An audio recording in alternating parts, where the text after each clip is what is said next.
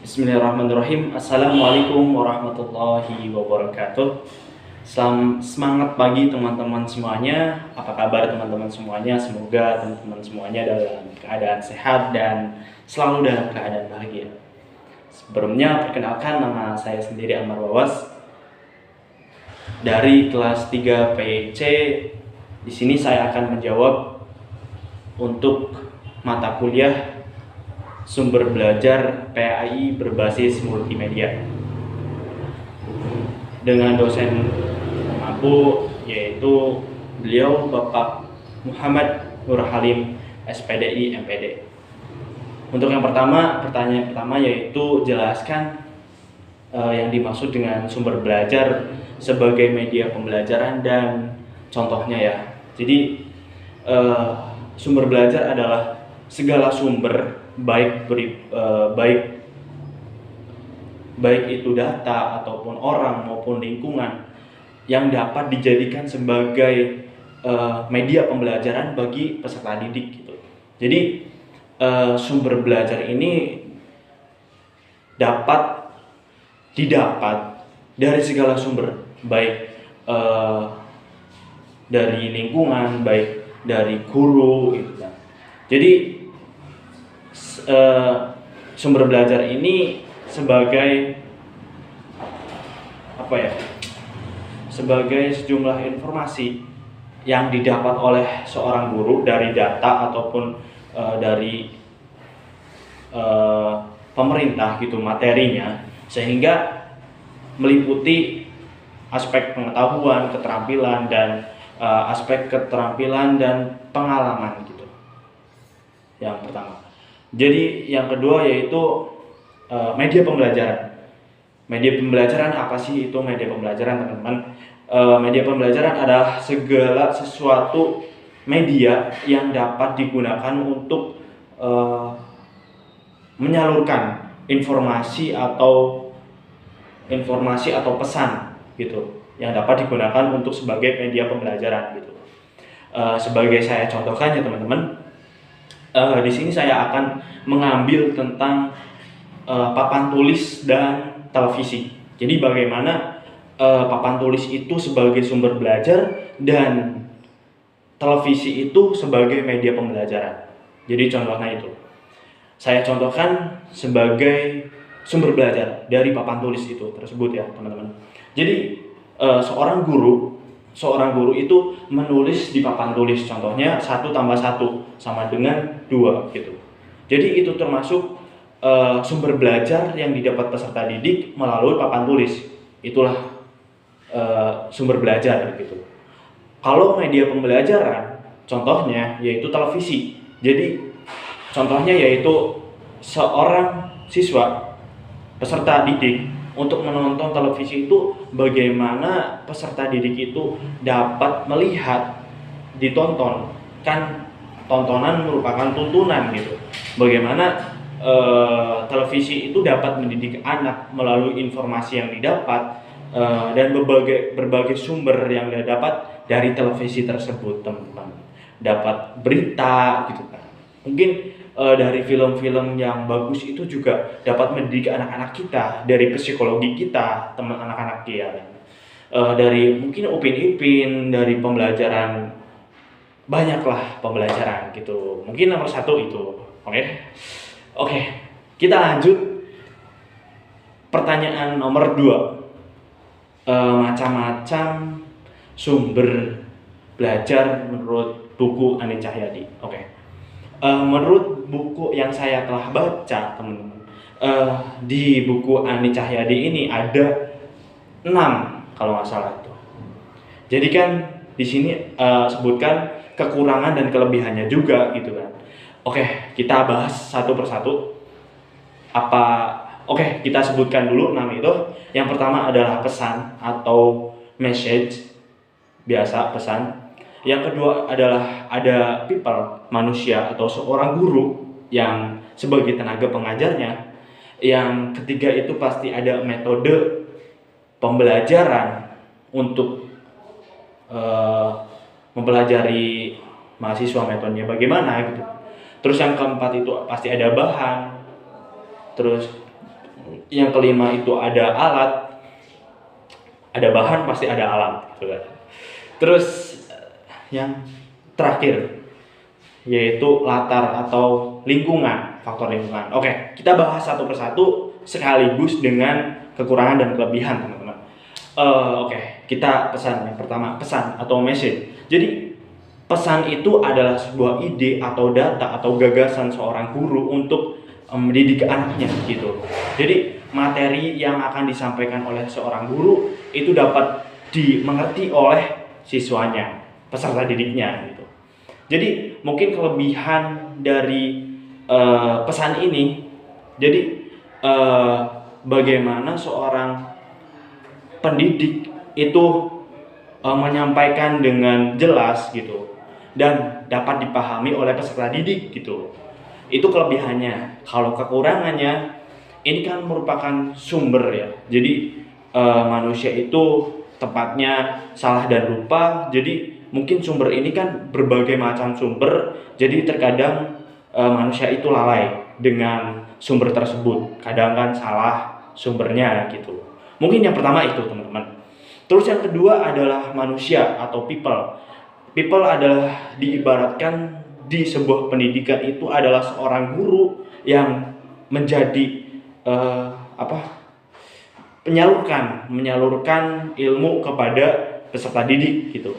Jadi kelebihan dari manusia ini adalah dia mampu berbincang dengan peserta didik sehingga mudah dimengerti, ataupun kalau siswa peserta didik itu belum paham, maka bisa langsung ditanyain kepada people-nya tersebut, manusia tersebut, guru tersebut gitu kan. Jadi kekurangannya yaitu sekali lagi manusia itu terbatas, teman-teman. Dia kemampuannya terbatas, jadi mungkin itu kekurangannya. Yang ketiga itu metode. Jadi metode ini disebut juga dengan strategi gitu. Mungkin metode dapat digunakan seperti diskusi ataupun metode ceramah gitu. Kelebihannya metode ini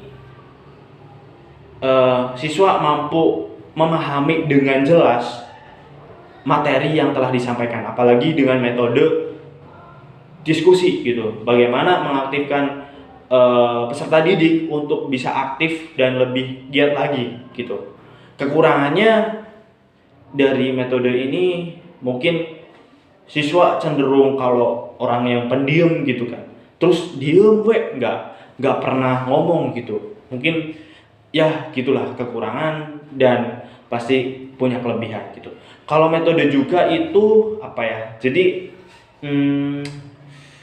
sesuai dengan kriteria peserta didiknya. Contohnya kalau peserta didiknya masih SD gitu kan. Kita metode apa yang diberikan itu harus sesuai dengan kondisi dan kebutuhan peserta didik itu gitu. Kalau misal SD itu nggak mungkin kita langsung disuruh, SD kelas 1 contohnya gitu kan, disuruh untuk diskusi, itu ya kurang pas aja gitu. Jadi metode itu sangat berpengaruh juga gitu. Terus yang tadi keberapa ya? 1, 2, 3 metode. Berarti yang keempat itu ada bahan, teman-teman. Bisa disebut dengan software, ya nggak sih? Kalau salah mohon maaf. Jadi software ini merupakan sebuah data atau bisa dikatakan adalah sebuah materi gitu. Materi yang akan disampaikan kepada peserta didik gitu. Contohnya mungkin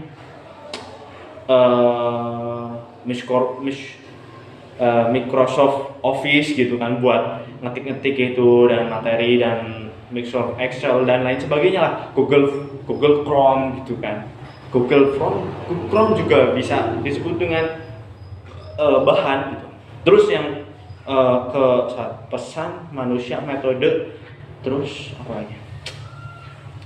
Bahan gitu. Terus yang kelima itu alat. Kekurangannya dulu, kekurangan dan kelebihan. Kekurangan dari bahan ini.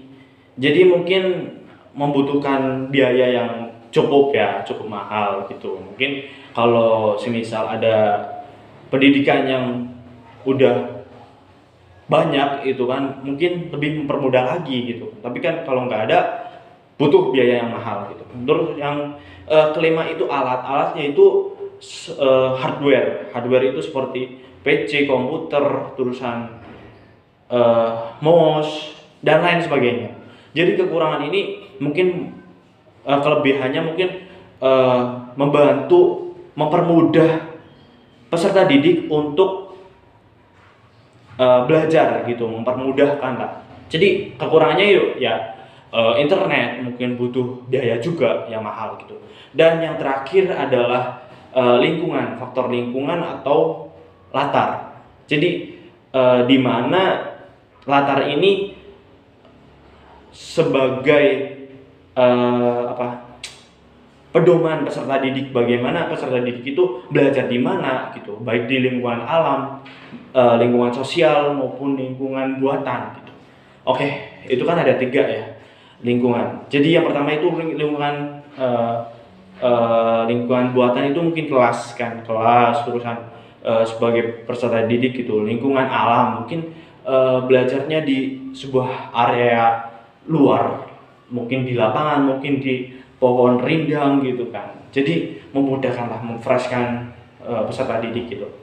Kekurangannya dari kelebihannya mungkin peserta didik mungkin lebih mudah memahami lah dari mungkin refreshing gitu kan.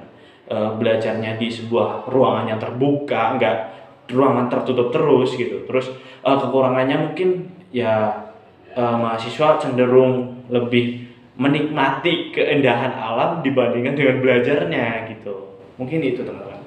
Oke, baik. Selanjutnya nomor ketiga, yang terakhir. Oke. Yang terakhir itu apa ya? Menentukan sumber media pembelajaran ya.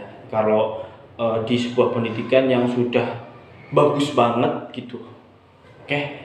Oke, yang baik yang pertama itu perencanaan pastinya. Bagaimana kita merencanakan sumber belajar, materi-materi kita kumpulkan, apa yang kita butuhkan untuk peserta didik itu gitu. Mungkin di lingkungan kan beda-beda, ada yang membutuhkan tentang ini, hal itu gitu kan. Terus yang kedua itulah pilihlah sumber media pembelajaran yang mudah didapat gitu. Semisal media yang mudah didapat itu contohnya seperti mungkin fikih, kita mempraktekkan gerakan sholat gitu. Kita memilih ruangan di mana ruangannya seperti masjid mungkin ya kan. Gitu. Terus memilih yang mudah dipahami oleh peserta didik. Bukan hanya tempatnya juga gitu, tetapi bagaimana peserta didik mampu memahami gitu. Memahami materi yang telah disampaikan guru kepada